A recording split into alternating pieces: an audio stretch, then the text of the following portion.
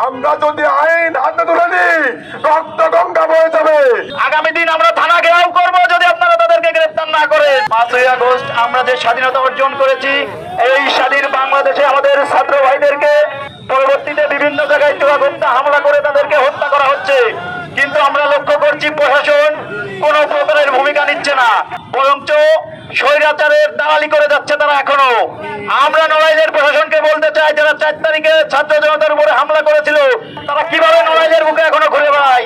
আপনারা যদি তাদেরকে গ্রেফতার না করেন, আজকে আমরা টার্মিনালে মশাল মিছিল দিয়েছি, আগামী দিন আমরা থানা ঘেরাও করব যদি আপনারা তাদেরকে গ্রেফতার না করেন।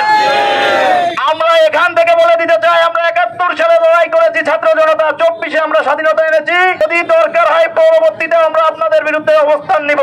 তাই আপনাদেরকে বলে দিতে চাই, দ্রুততার সাথে এই খুনি হাসিনার দোষর আওয়ামী লীগ, ছাত্রলীগ, যুবলীগকে দ্রুত গ্রেফতার করে আইনের আওতায় আনেন। এই বিপ্লবের পরে স্বৈরাচারী শেখ হাসিনার দোসররা এখন সেই আইএস কিংবা ওই জামাতুল মুজাহিদিন বাংলাদেশ জেএমবির মতো সেখানে সেখানে অস্ত্র দিয়ে গুপ্ত হামলা চালাচ্ছে আমাদের বিপ্লবী ভাইদের উপর।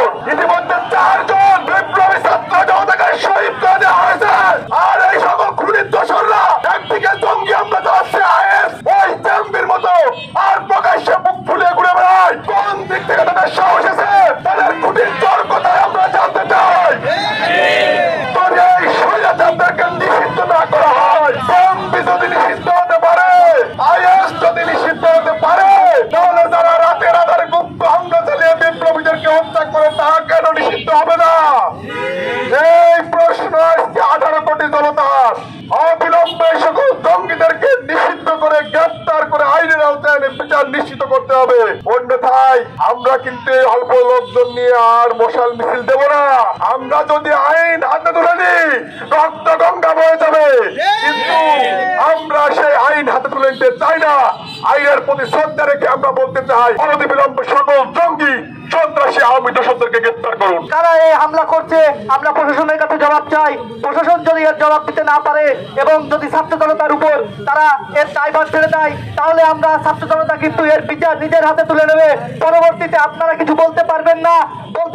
এই দেশের ছাত্র সমাজ আজকে কিভাবে আপনারা দায়িত্বশীল বিভিন্ন সেক্টরের, তবুও এই ছাত্র সমাজ কেন দায়িত্ব তাদের হাতে তুলে নেওয়া লাগবে? আপনারা কেন এখনো পর্যন্ত সেই সব খুনিরা যারা নড়াইলে 4 তারিখে ছাত্রদের উপর হামলা করলো তাদেরকে কেন এখনো বিচারের আওতায় আনছেন না?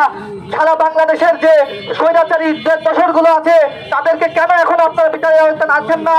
আপনারা কিন্তু এখনো পর্যন্ত সেই স্বৈরাচারের দালালি করছেন। আপনারা সময় আছে, এখনো পর্যন্ত পরিবর্তন হন। আপনারা যে খুনিরা আমাদেরকে প্রকাশ্যে দিনে দুপুরে হত্যা করছে, আমাদের ভাইদেরকে হত্যা করছে, তাদেরকে বিচারের আওতায় আনুন। যদি আপনারা না আনেন, পরবর্তী দিন আমরা কিন্তু এই থানা ঘেরাওয়ের মাধ্যমে আপনাদেরকে এই বাংলার জমিন থেকে বিতাড়িত করব।